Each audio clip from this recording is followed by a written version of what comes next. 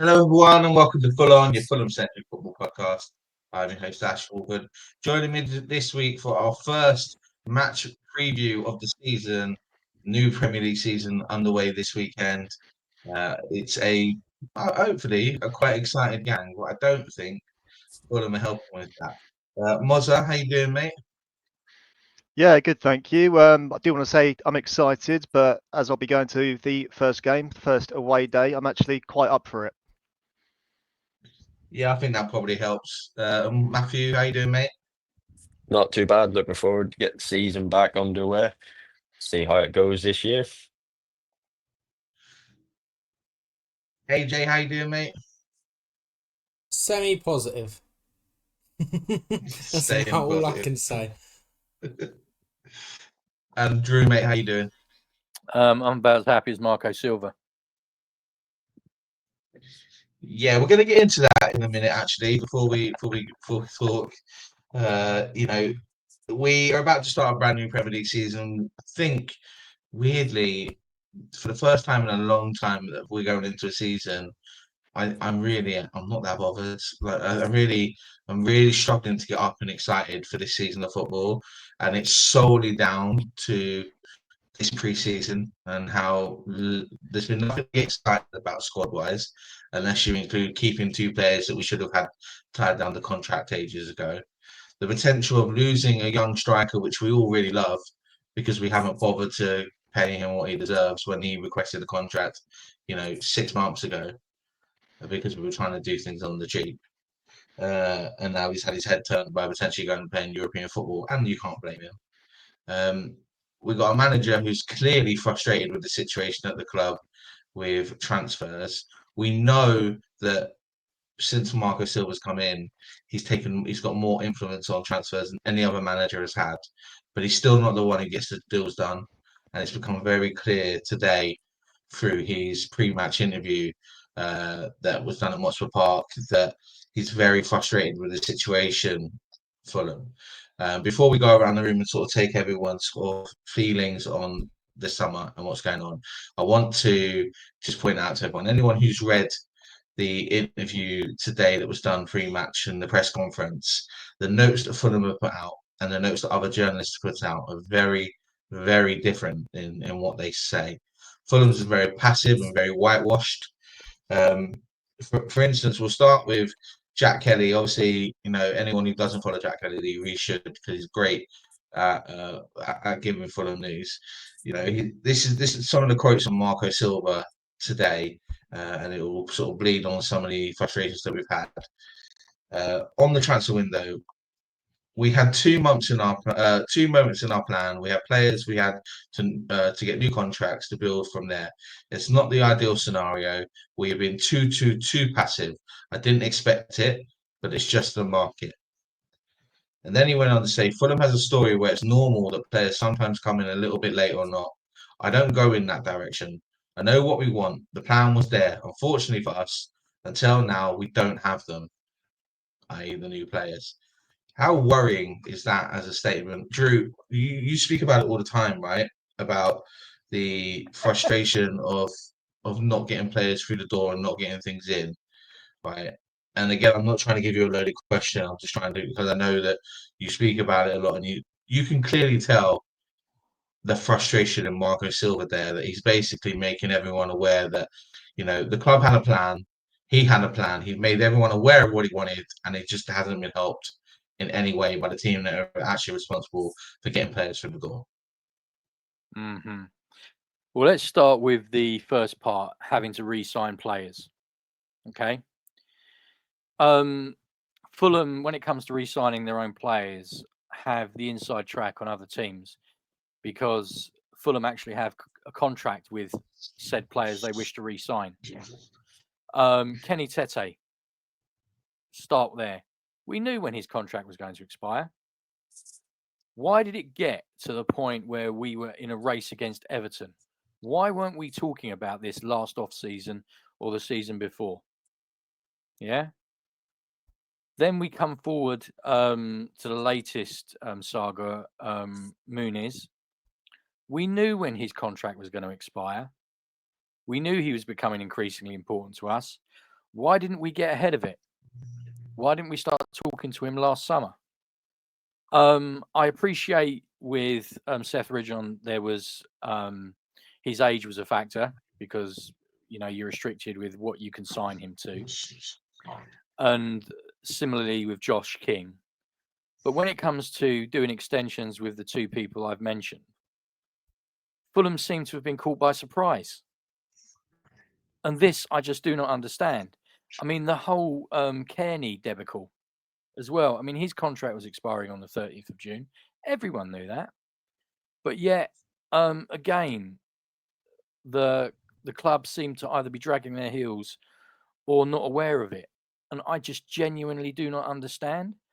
I think before we get on to the actual Silva comments, I think one of the things that's really interesting about all of this is what hasn't been talked about. And that's a contract extension for Silva himself. Because I cannot believe that any reasonably plugged in Fulham fan thinks that this season is anything but Silva's last. I just can't see it. I just can't see it. And I am very surprised that King actually signed an extension with Silva going into his last season, and absolutely no noise about any extension for Silva. Obviously, we do not know, and it may be that Silva and the club are talking about a contract extension. But bearing in mind, Silva's now been with us for 4 years. His reputation as being overly ambitious and flighty, courtesy of his stints at Watford and Everton, has now arguably been well and truly banished. He will leave Fulham. Can only be with his reputation enhanced. And you do wonder, bearing in mind his comments in January about the club planning. And Ash, you'll correct me if I'm wrong, but I'm sure he came out in January and explained that we weren't going to be busy because we were planning for the summer. Yet here we are with 2 games to go. 2 days to go before the start of the season, and we signed a backup goalkeeper. It just doesn't make sense. There's either a complete breakdown between Silva and the board, or there's another agenda. I just can't believe any club can be this badly prepared, this badly run. I really can't.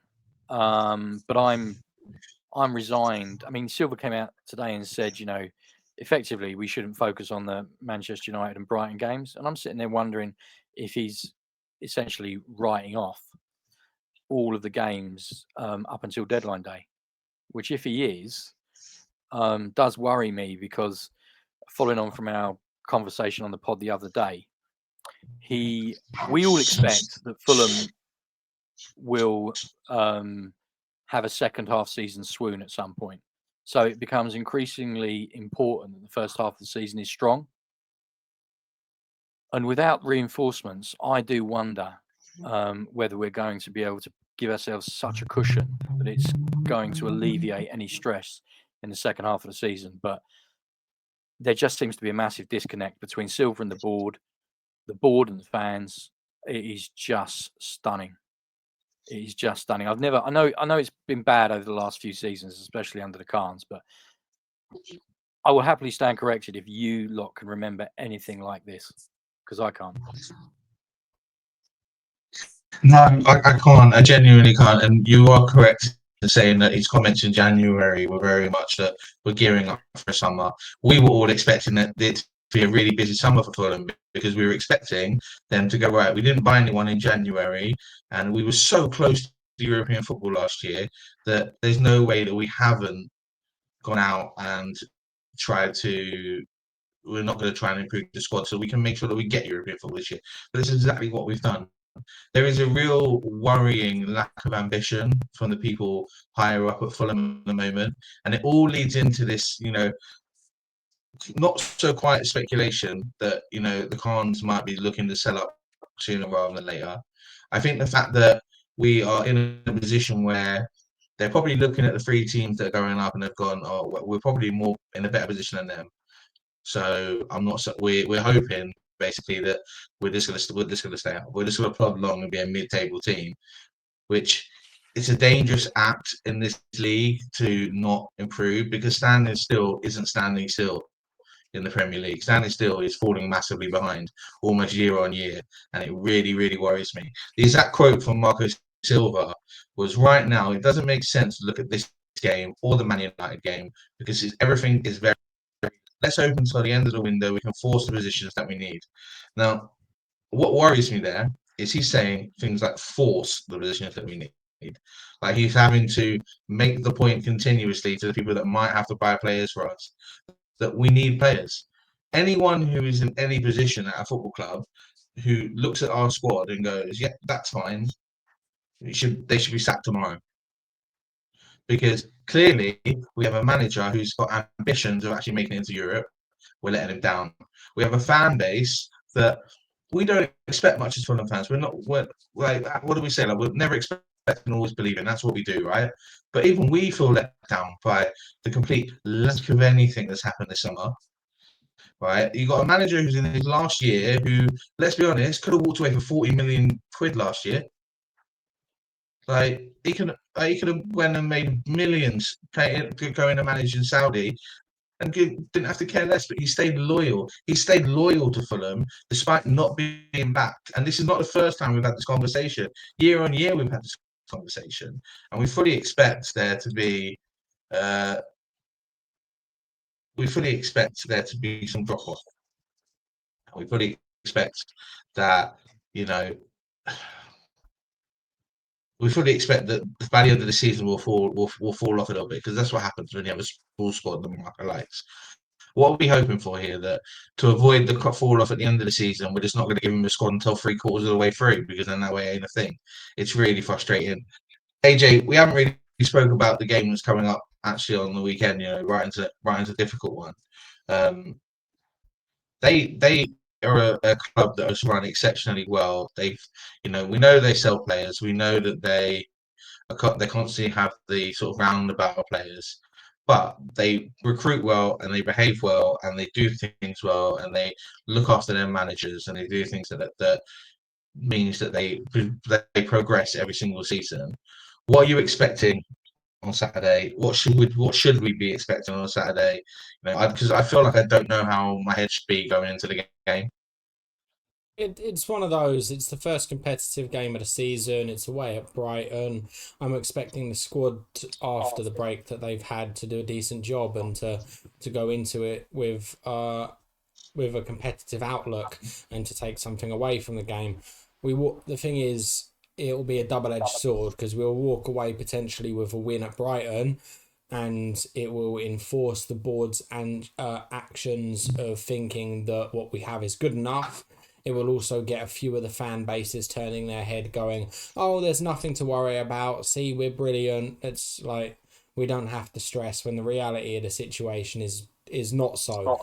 So as much as I very much expect a good result and think that we as a squad, not everything else going on with the club, but as a squad, they'll be well up for the game.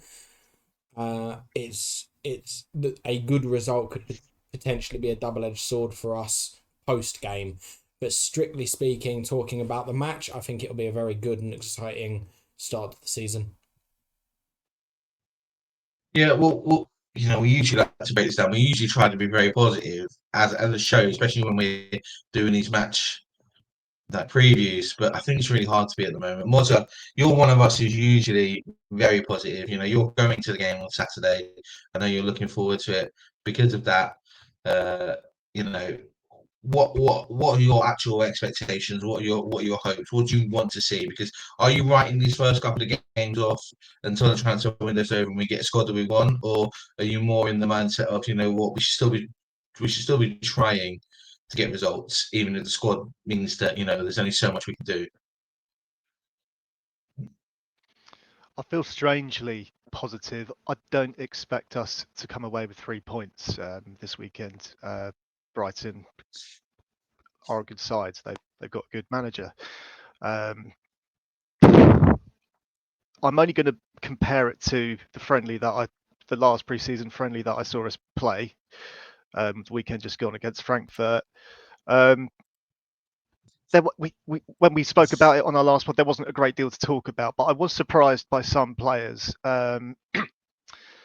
So I think we will have a burst of energy. If anything, I think we'll be lucky to come away from the Amex with a point. I'm not going to give you my score prediction right now, but it's gonna it's a weird juxtaposition of it's not one thing or the other. I'm sitting on the fence, but I'm just processing still the Marco Silva comments today because he just sort of sounds like a man that's given up. And as Drew outlined, one of the things that's not being talked about is him himself. I mean, what is keeping him at Fulham? I know the obvious answer is money, but as you said, Ash as well, he could have gone to Saudi and earned millions.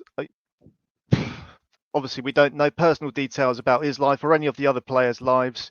Tom Kearney, even. I'm glad Tom Kearney has signed one more year. And I'm not trying to be funny here. I've never hated him or disliked him. He's a club legend. He's been a great servant.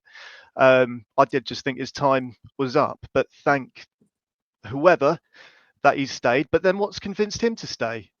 He could have gone to Wrexham, who he was linked with the Hollywood owners that are multi-millionaires and probably could have earned a lot more money.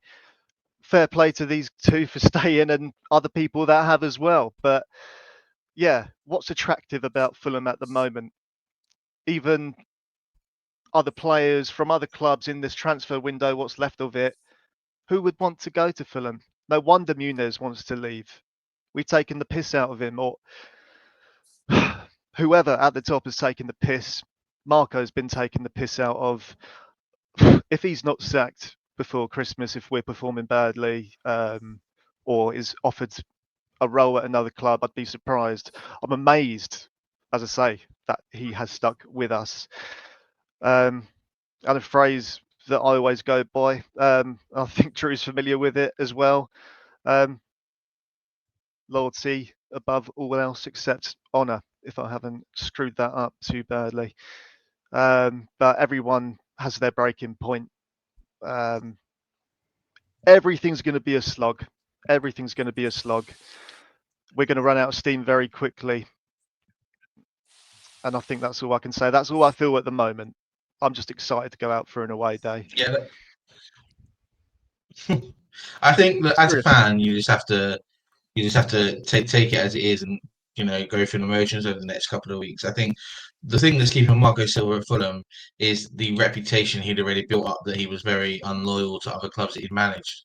He took an awful lot of criticism for the way that he left at Hull, the way that he left Watford, the way that he left other clubs that he was managing at. So I can understand and I can see what's going on there with him and why that would be a reason to stay. For me, he's also got this. You can tell he's really ambitious and he really, really wants to push this team to be as good as they are. And my problem is that he's just clearly not being backed from the people behind him on what should be pushing up the table, and because of that, we're looking behind us. We did our predictions pre-season on Tuesday on the episode that came out on Wednesday, and we all said the same thing. At the moment, we're looking down rather than up, and that shouldn't be a thing. That shouldn't be what we're doing going into a season. We should all be really hyped, thinking about what the possibilities are, not worried that we just haven't done enough. Matt, this is your first match preview on the show, so I'm going to ask you one that's probably a little bit more out there with the squad.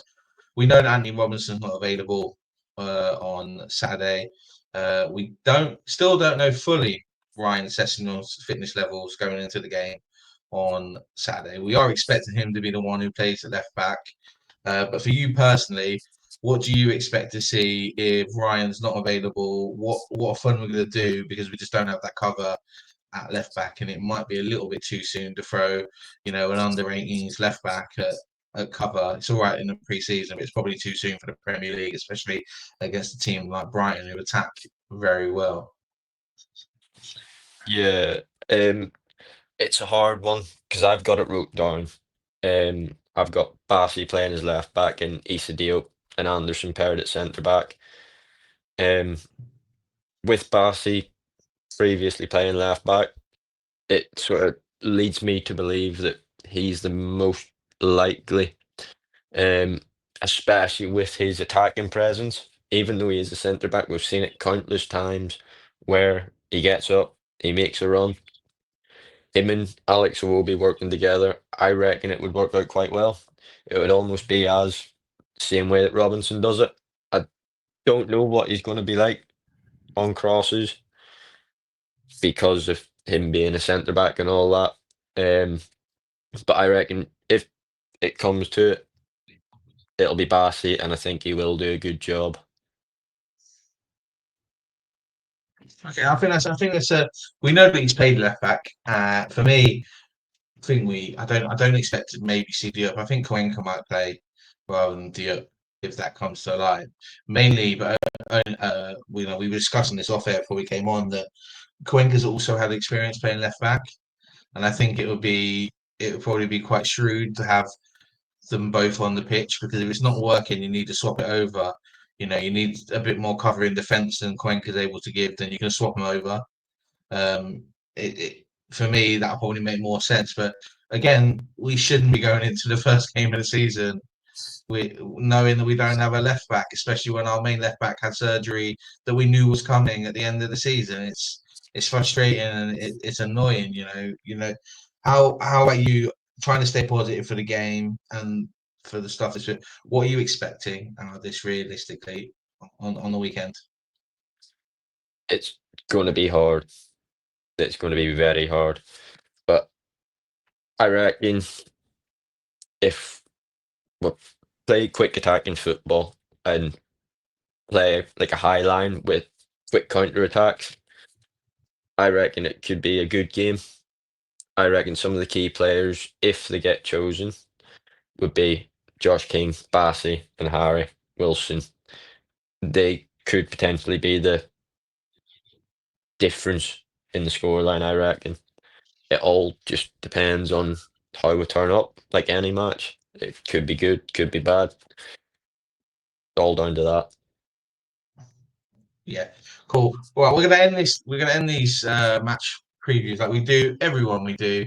We're gonna go around the room. I want a player to watch from both teams, please, and a scoreline prediction. We're gonna continue this game from last year because we were never right, and whenever we were negative, it was positive resulted. So we'll keep it up and hope that the way we're all feeling, we might go through that. So Mozza, I'm going to start with you, mate. Can I have a player to watch from both teams? And a scoreline prediction, please. Yes, I'm going to try and be a little bit different, unless anyone else is going to say it, and that will really upset me. But our player to watch for me is going to be Kenny Tete. He did play, referring back to this friendly, and yes, it was just a friendly, so maybe you wouldn't want to give it your all. It's not a final, is it? But he didn't look so keen. He just seemed a bit fatigued. If he starts, yeah, I just want to see how he fares, especially as we have outlined all the silliness, for want of an even more silly words, that happens chasing him and not letting him go to Everton. Whoever is the striker for Brighton, Welbeck or, well, Matoma's a winger, isn't he? I've got a feeling, I think Welbeck was he the highest goal scorer? And the other geezer who went to Chelsea, help me out, Pedro? Pedro, yeah. Yeah, Pedro, yeah. Either Welbeck or Matoma. Sorry, I'm naming two. I think are going to cause problems. I worry about our defensive line. If we manage to score, well, am I allowed to give my prediction scoreline right now? I want the prediction scoreline. Go on. Yeah, give it to me. Because I don't think I've ever got one right in all the time we've been recording, and my heart wants to say 1-1. How bad is that? That I want us to get a draw at least. No, I'm not going to. So I won't be positive in that way. I think Brighton will win 3-0. And I say that because I want to be so wrong. Okay, cool. Okay. Drew, how about yourself, mate? A player to watch from both teams and a scoreline prediction, please. Well, they've spent money on Costulas, haven't they? In an effort to strengthen their attacking options, but there's suggestions he might not be fully match fit. So I'm not quite sure how it's gonna work for them. I think in the absence of Pedro, I think Matoma might be crucial for them, especially if we've got issues around the fullback positions, because Matoma he can drift. So I think that could be quite crucial. I mean, I'm very much with you, Ash. I'd like to see Bassi at left back and Cuenca brought into the left-hand side of the defence. The one huge advantage we do have is that we have quite a settled side. Now, that might be ironic on the basis of what I've already said. And there's some Fulham fans watching this going, well, of course we have Drew because we haven't got anyone to choose from. And I accept that. But I think our familiarity will be a strength. In terms of score prediction, I'm with Mozza. If you gave me 1-1 now, I'd bite your hand off. I think it's going to be tight, and I think we're not going to get blown away simply because we've got quite a settled team. But I think there'll be goals in it. I think it might be 2-1 either way. It might be 2-1 either way, but I would happily settle for a 1-1 now. That's fair enough. Matt, how about yourself, mate? A player to watch on both teams and a scoreline prediction, please. Player to watch for us, I'd have to say Harry Wilson.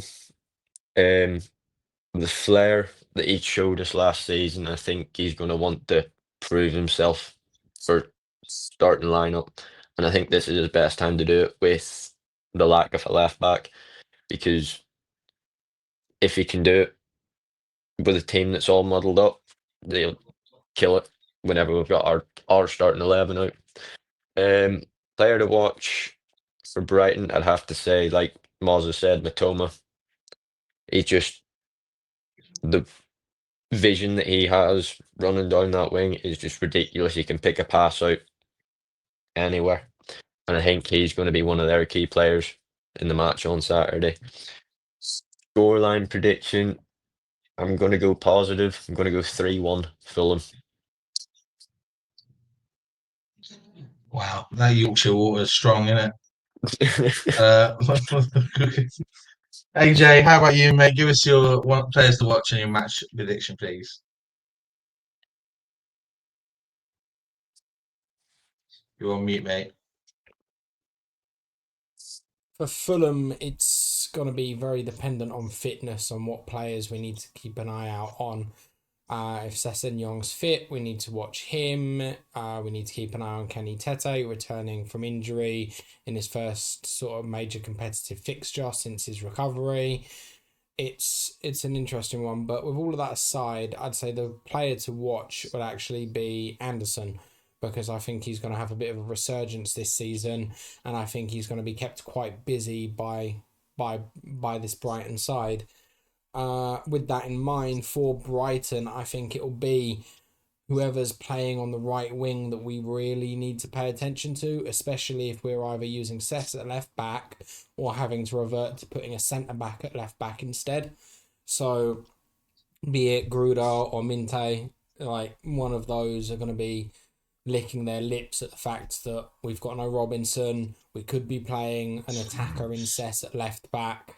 If not, we could be playing a player out of position.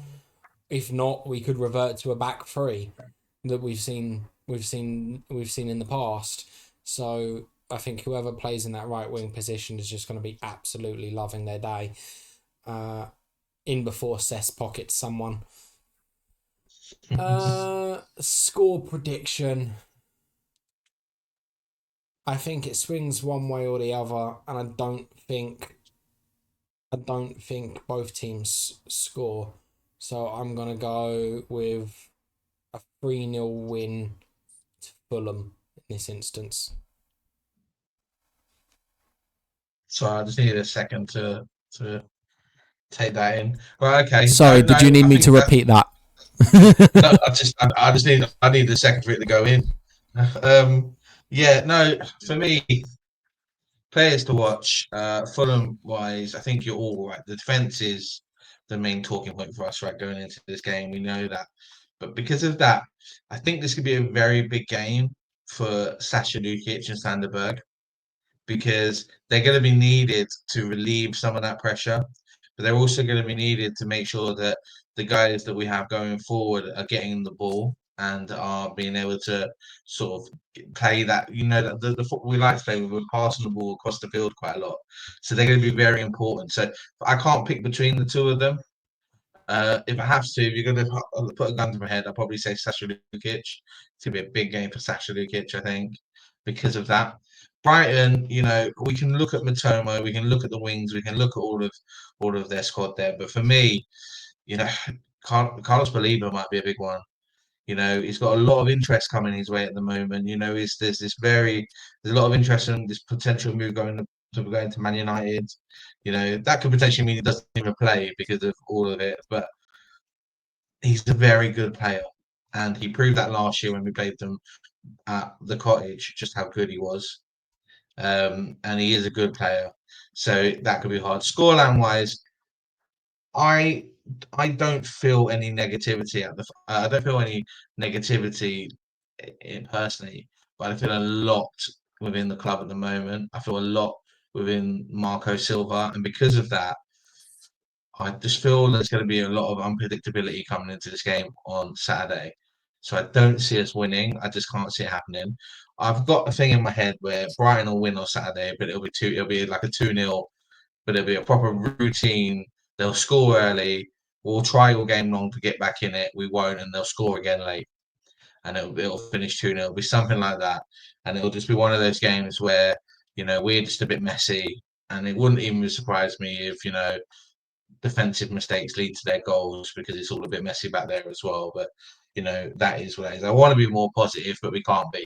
And I think that says an awful lot about what's actually going on at the club at the moment. Right. Well, that's it really for this match preview. There's not really much to talk about, is there? The one thing that is coming up this weekend, we'll have our first quick take available after the game this week. Mozza, who's going to be at the game, is going to record just afterwards a couple of minute long video that we'll post up on our YouTube and on our TikTok, just to give a quick rundown of the game. And then we will be out on Monday with our review of the game, hopefully a lot more positive than we feel now, because of a result that proves that that maybe we're all a bit more worried than we need to be. But who knows? Lads, there's nothing really more for me to say to you other than have a good weekend. Hopefully Fulham can sort of put some pep in all of us. Hopefully Marco Silva can get some players through the door that he wants. Who knows? It might just happen. Other than that, have a good weekend, and I'll see you all soon.